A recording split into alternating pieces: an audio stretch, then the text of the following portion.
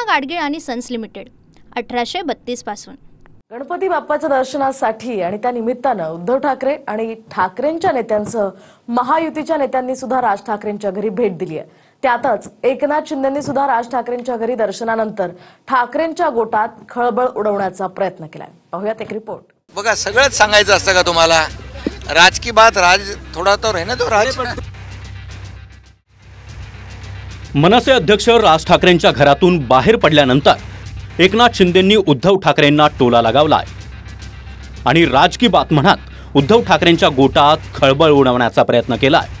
आगामी काळात महानगरपालिकेच्या निवडणुका आहेत, तर हे बंद आहेत तुमचे, ते काही अशा भेटीगाठी? अरे बाबा, याचा काही राजकीय अर्थ काढू नका। आणि बघा, सगळंच सांगायचं असतं का तुम्हाला? राज की बात राज थोडा तो रहने दो राज। तुम्ही काही खरं म्हणजे आगामी मुंबई महापालिकेची निवडणूक पाहता राज ठाकरेंसाठीच त्यांच्या बाप्पाकडे धावाधाव दिसतेय। उद्धव ठाकरे पहिल्यांदा राज ठाकरेंच्या शिवतीर्थ निवासस्थानी सहकुटुंब बाप्पाच्या दर्शनासाठी पोहोचले। उद्धव ठाकरे पहिल्यांदाच राज ठाकरे यांच्या शिवतीर्थ निवासस्थानी सहकुटुंब बाप्पाच्या दर्शनासाठी पोहोचले। उद्धव ठाकरेंनंतर मुख्यमंत्री फडणवीसही दर्शनासाठी आले। फडणवीसांनंतर संजय राऊतही राज ठाकरेंच्या घरी आले आणि गणपती बाप्पाचं दर्शन घेतलं। आता दुसऱ्या दिवशी एकनाथ शिंदे यांनी देखील राज ठाकरेंच्या निवासस्थानी जात बाप्पाचं दर्शन घेतलंय। बघा, मी सांगितलं ना, आम्ही तर येतच होतो रेग्युलर। आता काही लोक नवीन यायला लागले, चांगलं आहे। गणपती बाप्पांनी सगळ्यांना सुबुद्धी देऊ दे। कुठलंही कुटुंबीय परिवार एकत्र येत असेल तर चांगली गोष्ट आहे, त्याचा आनंद सगळ्यांना व्हायला पाहिजे।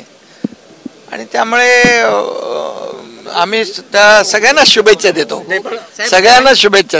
म्हणजे अदखलपात्र लोक दखल घ्यायला लागले, चांगली गोष्ट आहे।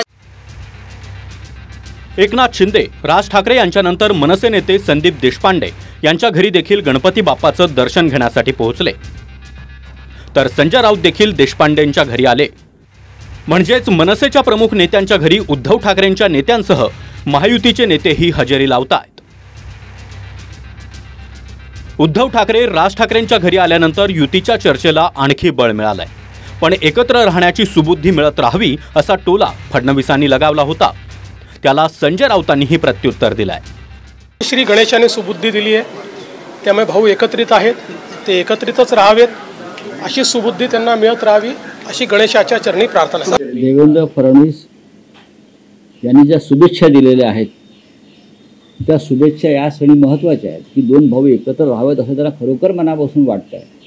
आणि मला खात्री आहे की काल स्वतः देवेंद्र फडणवीस हे राज ठाकरे यांच्या गणरायाच्या दर्शनाला गेले, तिथे हात जोडले, त्याच्यामुळे त्यानेही त्या गणरायाकडे तीच इच्छा व्यक्त केली असेल की महाराष्ट्राच्या कल्याणासाठी आणि महाराष्ट्रावर सध्या जे संकट आहे राजकीय ते दूर करण्यासाठी या गणरायानं दोन्ही ठाकरे बंधूंना बळ द्यावं, शक्ती द्यावी।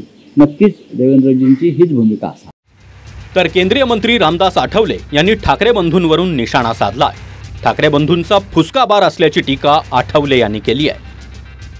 उद्धव ठाकरे आणि राज ठाकरे यांच्या दोघांच्या युतीचा आम्हाला अजिबात काय नुकसान अजिबात नाही, उलट या दोघांच्या एकत्र येण्यामुळे आमचा फायदाच आहे।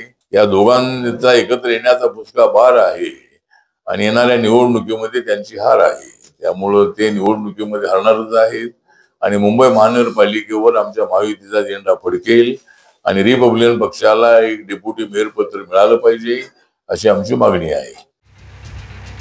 दिनेश दुखंडेसह bureau report, TV9 Marathi, Mumbai. Poona Gadgil आणि सन्स लिमिटेड 1832 पासून।